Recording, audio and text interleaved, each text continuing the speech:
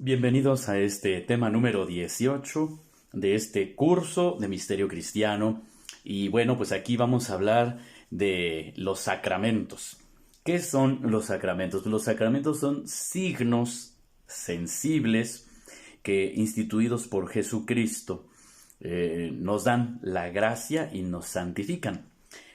Para ser un poco más claro, al decir que son signos sensibles es que nos referimos a cosas que se pueden tocar, que se pueden mirar, que se pueden incluso oler, como son el agua, como son el aceite, como son, por ejemplo, la imposición de manos, ¿verdad? Es algo sensible, es algo que se siente, es un signo sensible. Entonces, un sacramento es ese signo sensible que Jesucristo ha instituido, que lo ha dejado en la Sagrada Escritura y en la tradición de la Iglesia, para que se siga haciendo en favor de las personas y sean santificadas y obtengan una gracia especial. Entonces, hay varios signos sensibles en la Iglesia que nos ayudan para participarnos de la gracia de Dios. Y estos son 7, que son los sacramentos. Así les llamamos sacramentos porque nos santifican.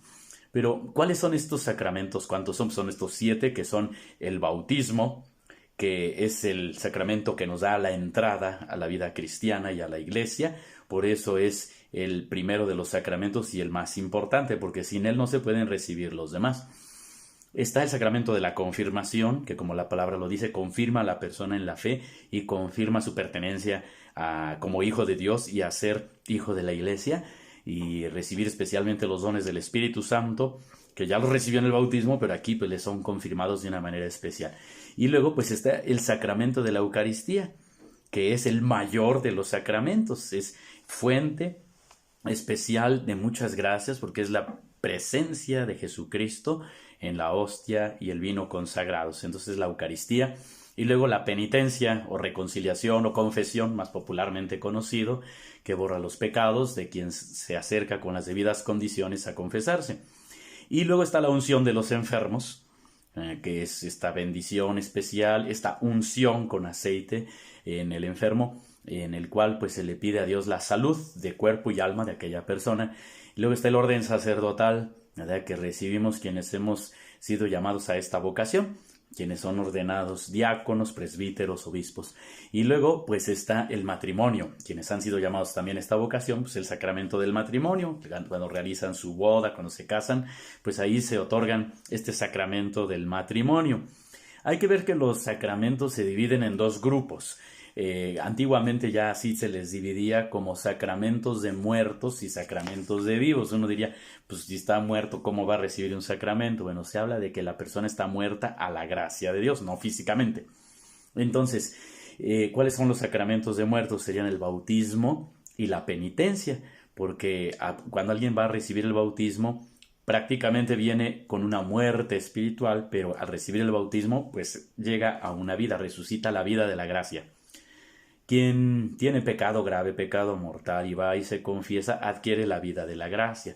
Antes pues estaría muerto por el pecado. Es una manera espiritual y teológica de decir. Y todos los demás otros sacramentos pues, ya son de vivos. El matrimonio, orden sacerdotal, todos los demás sacramentos, nada más esos dos que decía yo, bautismo y reconciliación, serían considerados como sacramentos de muertos. Todos los demás son sacramentos que se les llaman de vivos, porque incluso requieren un estado de gracia, de estar bien con Dios para poder recibirlos. Aquí nosotros podemos ver también que hay unos sacramentos que solamente se pueden recibir una sola vez.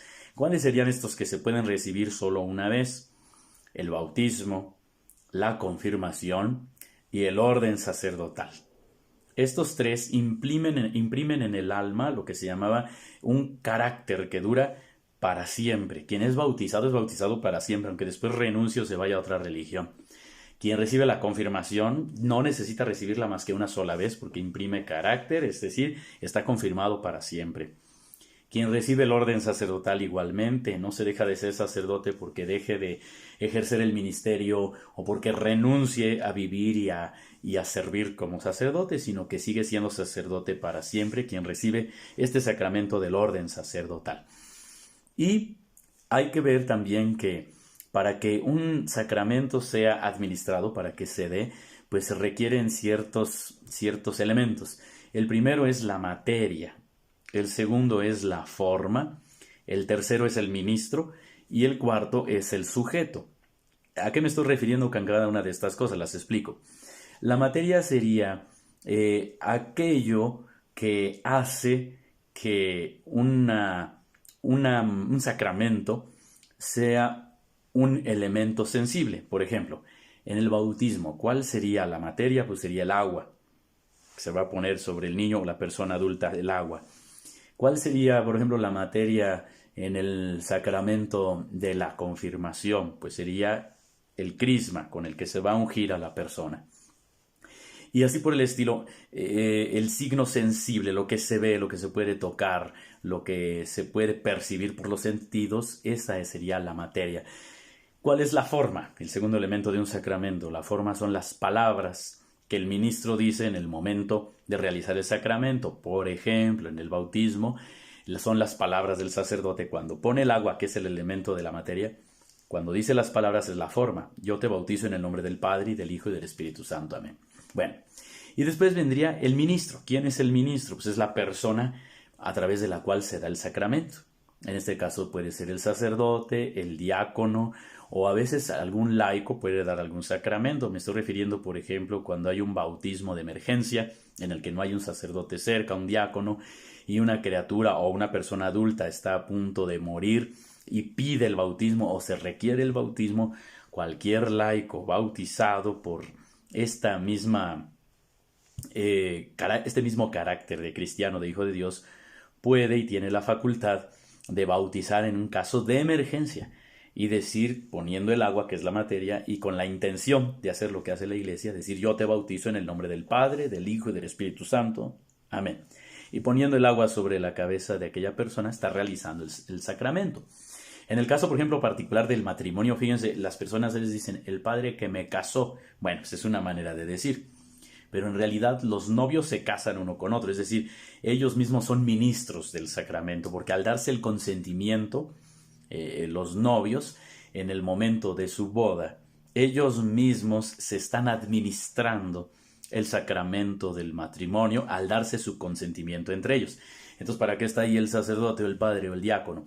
Está como testigo autorizado de la iglesia de aquella unión y representando también a toda la iglesia.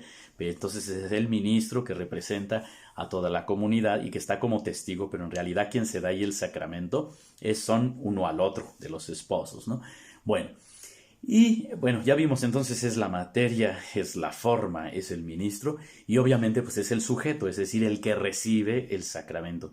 Al bautizar un niño, pues el sujeto es el niño. Cuando alguien se va a confesar, pues el sujeto es el penitente, el que va a confesar sus pecados. En el matrimonio los mismos esposos son los sujetos y así por el estilo. Bueno, entonces vean estos elementos de los sacramentos y bueno, pues para terminar, nada más recordar que pues debemos nosotros aprovecharlos. Los que hemos ya recibido el bautismo, los que hemos recibido la confirmación, los que hemos recibido ya la Eucaristía, pues seguir recibiendo con alegría y con gozo la Eucaristía, por ejemplo, renovar nuestro ser de bautizados, nuestro ser de confirmados en la fe y en la gracia. Quien ha sido llamado al sacramento del matrimonio, a esta vocación, pues vivirla y vivirla bien. Quienes hemos sido llamados con el sacramento del orden, pues también igualmente vivir nuestra vocación, y cuando haya la oportunidad o se requiera recibir por situaciones de salud la unción de los enfermos, pues recibirla también con mucha fe, y obviamente la penitencia, pues recibirla también con un espíritu de auténtico arrepentimiento, es decir, sacarle todo el provecho que podamos y de una manera buena y sana a los 7 sacramentos que se nos han dado en la Santa Iglesia. Pues un saludo para todos, terminamos así con este temita y para el próximo pues continuaremos en este curso de misterio cristiano con nuestro tema que será el número 19, en el que hablaremos de la liturgia del tiempo y hablaremos del año litúrgico y de una vez de la liturgia de las horas. Un saludo y hasta pronto.